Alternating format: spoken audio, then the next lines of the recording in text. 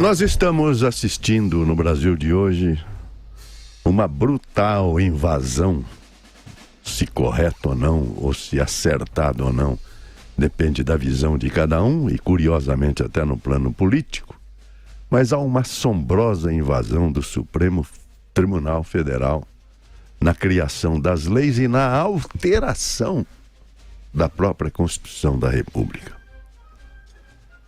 O último ato foi do Barroso agora, em Londres, como informou o companheiro Ulisses Neto, que ele é contra a Constituinte, completamente. Acha que vai desnutrir o que foi construído até agora. Desnutrir o que é? Cumprir as alterações feitas pelo próprio Supremo Tribunal Federal.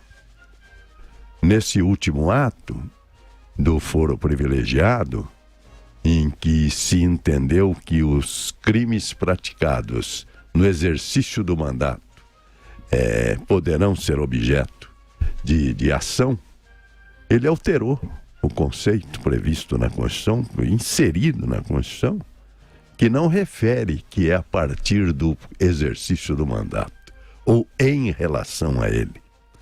O artigo 102 da Constituição é claro. Compete ao Supremo processar e julgar, nas infrações penais comuns, o presidente, o vice, etc. Não fala em quando forem praticados esses atos. O Supremo já vem assustando o mundo jurídico com suas atuações. Desde a prisão de Delcídio Amaral e Eduardo Cunha, porque o artigo 53 da Constituição diz que os deputados e senadores são invioláveis, civil e penalmente, por suas opiniões e votos, e define lá que, recebida a denúncia contra senador ou deputado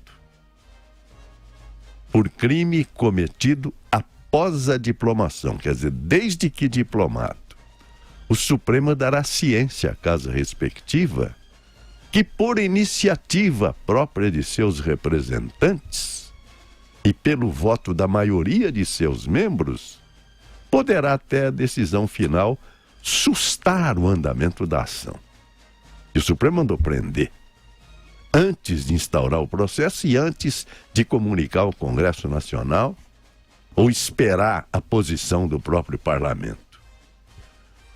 Sobre prisão em segunda instância, nós já temos falado aqui que o artigo 5º, inciso 57 da Constituição, preceitua que ninguém será considerado culpado até o trânsito em julgado da sentença penal condenatória.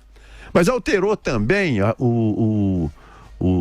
definição do abortamento no Código Penal Brasileiro, no artigo 128, que define 4 tipos de aborto, segundo a doutrina, e só aceita como válido, como legal, o aborto no Brasil, resultante de estupro ou para salvar a vida da própria mãe. O Supremo criou o chamado aborto eugênico dos anencefálicos. Eu acho até correto, mas não é função do Supremo criar uma lei ou alterar a lei. Ele tem que interpretar a lei, única e exclusivamente. O Supremo até alterou o conceito de família e ontem eu me assustei, viu, meus companheiros Vera, professor e Tiago. Falou-se na alegação de casamentos participativos. É mais de 2. Olha onde estamos chegando, professor. Isso porque o poder emana do povo. E não pode uma corte, por mais aprimorada que seja, tomar a si a responsabilidade de alterar as leis brasileiras, a não ser que seja o parlamento.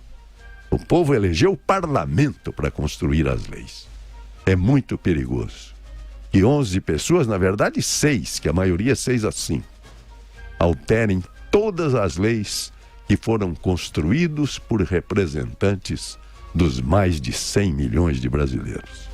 Bom dia, São Paulo. Bom dia, Brasil.